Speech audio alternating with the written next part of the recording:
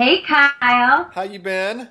I'm good. I'm So, very good. how are you? Yeah, hope you had a good weekend with Drew Had a fabulous weekend. I was in bed at 8:30 3 nights in a row. over the weekend. The whole weekend, You Friday, know, Saturday, and Sunday. it is the exact same way with me. I don't know what it is, but I go to bed earlier on the weekends than I do during the weekdays. That's jacked up. I know, but you know what? It's like you got to regroup at some point, for God's sake. So, what are we Well, talking about? we're talking about curiosity. Yeah, so I remember that you brought this up last week, and I have no clue what you're talking about. So I'm just going to sit back and shut up now and let you educate me about curiosity because you talked about it. We talked about it in reference to how I asked the question, I think, of how a relationship can be saved if both him and her have just like reached this impasse, right? So they just don't want to go any further. And you said it's all about curiosity. I now am a big believer in the word curiosity, and it comes up so much through it has come up so much through my life, and I didn't know kind of where it fit in, but as it actually started to take place after my divorce, because I couldn't, it was really difficult for me to understand why my ex-husband was doing the things he was doing. And I was so angry for so many reasons about so many things that he was doing and why he made the choices that he did. During your marriage. Both during my marriage, but I didn't really start to get in touch with this until afterwards, Okay. until I was like, I don't understand this.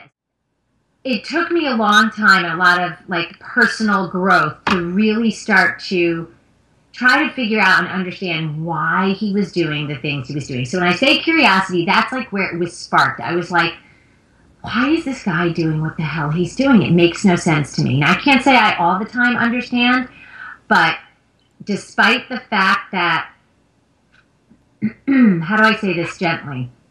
Well, don't say it. Just say it. You Say it know, ungently. despite the fact that we are so different and I'm not sure we really like each other, I do understand why he does what he does. And so it has helped me to be able to navigate some of the trickier waters with him. But that took me a few years. But here's the thing. After I started to get a little bit curious and start to say, wow, once I figure this out, I'll know what to do. I can employ a strategy around it.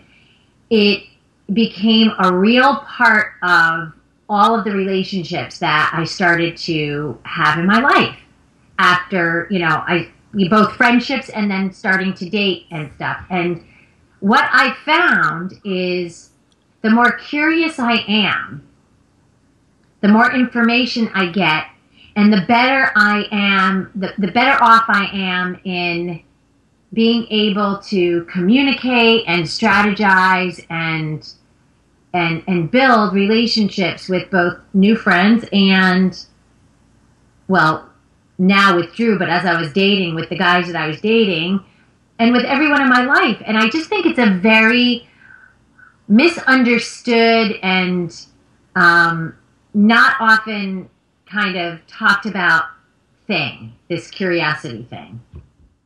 So, do you ever even think about curiosity? Is that kind of how you approach things? Am I making any sense at all? Well, when I was listening to your story, I think there's two different things that you were talking about. First, you were talking about how you were trying to figure out post the divorce process, so co-parenting and all the garbage that goes along with that. You were trying to understand why he does some of the things that he does, and that's a different conversation in the fact that it's all about self-preservation. But as it relates to a current relationship now,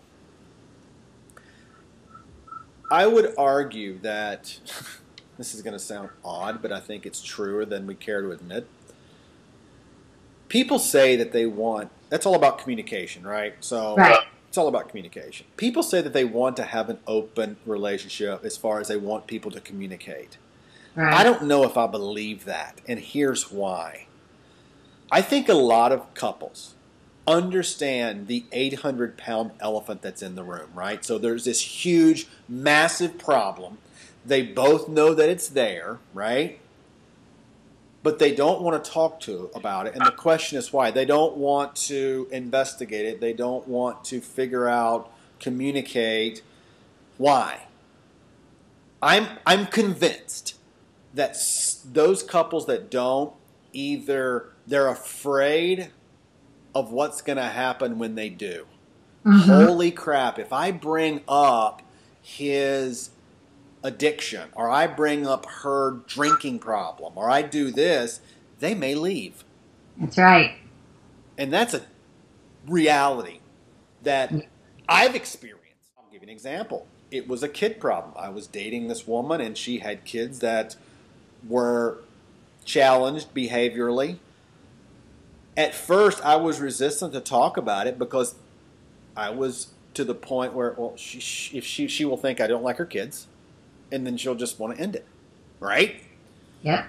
So I didn't talk about it, and it continued to snowball into this bigger and bigger issue until one day we were forced to deal with the problem, and right. Sure enough, the relationship ended, right?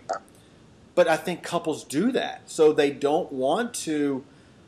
What's the word you used? They don't want to investigate it. They don't want to. I'm curious about it. They don't want it. Yeah. They're curious, but they're not curious enough to do something about it because they're afraid the ramifications. Fear of what will happen, it convinces us. It's such a strong negotiator. It just convinces us that everything's okay. It'll all work out. It'll be fine. Is it right? That, or is it the fear of what will happen if they do is far worse than the fear of what they have right now?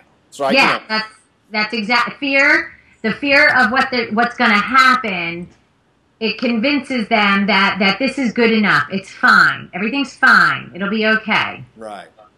People will only change when the pain of changing is less than the pain of things. Made a commitment after my divorce that I would never let that happen again, because that truly is what happened in my marriage. I mean, that's, there were so many things, and had I asked the right questions early on in the relationship, I mean, we had no business being married to each other. We definitely were not right for each other. But I was like, I felt like this is it. This is my opportunity. I was really young, and I just thought, he loves me, and I'm supposed to get married, and this is what it is. And then love will find a way. I guess. Love will not. Love. I'm in the middle of formulating a post it's called "Love Doesn't Have a GPS." Love's not going to find a way. No, it totally doesn't. If you don't give it a damn destination, man, it doesn't know what the hell to do. No. Seriously, I agree completely. Even from the beginning, and listen, we have an amazing thing going, but there have been some really tough moments and challenges.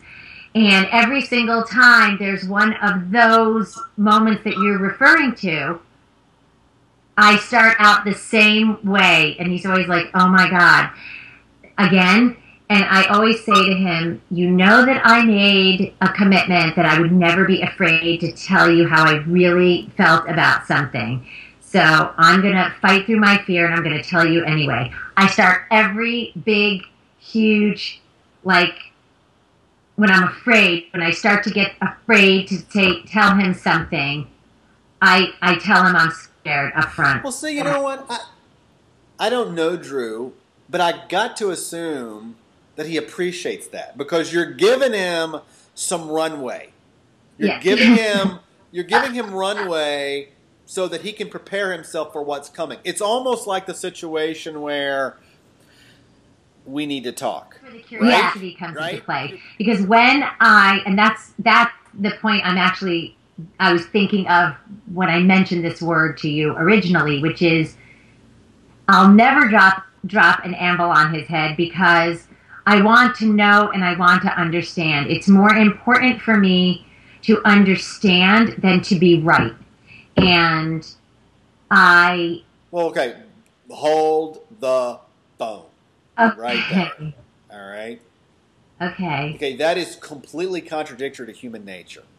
So, how did you get to that point? I mean, I know you made this commitment, right? And I know that you know, we all had these situations, but let's be honest, Laura, we all want to be right. No one does not want to be right. So how are you just sucking your pride down, right?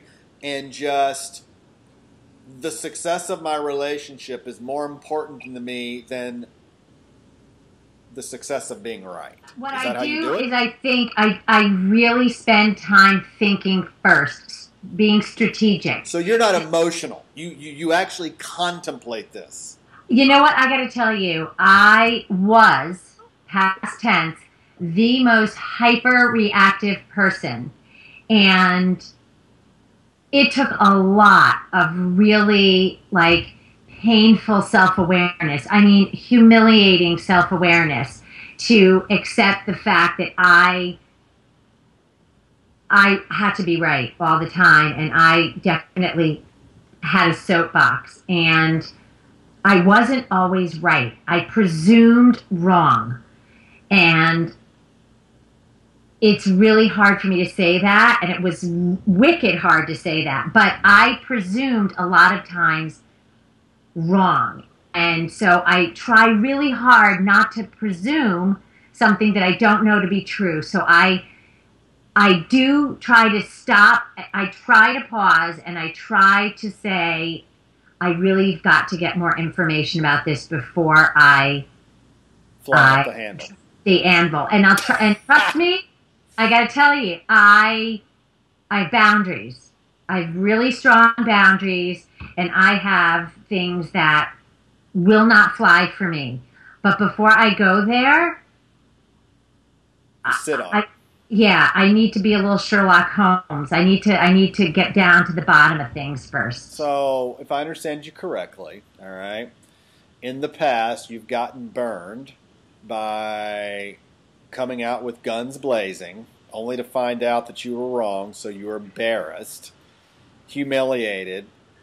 So you've learned that before you start to make all of these assumptions, you're going to try to get yourself out of this emotional whirlwind, hurricane that you're currently in, assess the landscape, do a little investigation, and then take it from there. Yes, because I've also learned part of the training to do what I do, and part of my own evolution was understanding why people do what they do. So I know when somebody either says something to me, does something to me, behaves in a manner towards me that makes me kind of stiffen and start to clench my fists and get ready. I know there's a reason that they did it, and it's not necessarily always about me. And that was a really hard thing for me because I used to come out, I'm really good with my mouth and my words, and I am sharp, and I can be really biting, and I just didn't want to do that. I found myself in situations where people were driven, the things that they did had nothing to do with me. It was their own shit. And had I just taken a few minutes to understand it, I really didn't have to react at all. And it took me so long to get that. I will say this as a dude, and I think I can speak on behalf of all of dudedom, all right? All of manhood. Speaking from someone who was married and had dated some people, much like women like that, where it was just guns blazing from that moment. It was like 0 to 120 in like a millisecond, right? Yeah. That does not work for guys.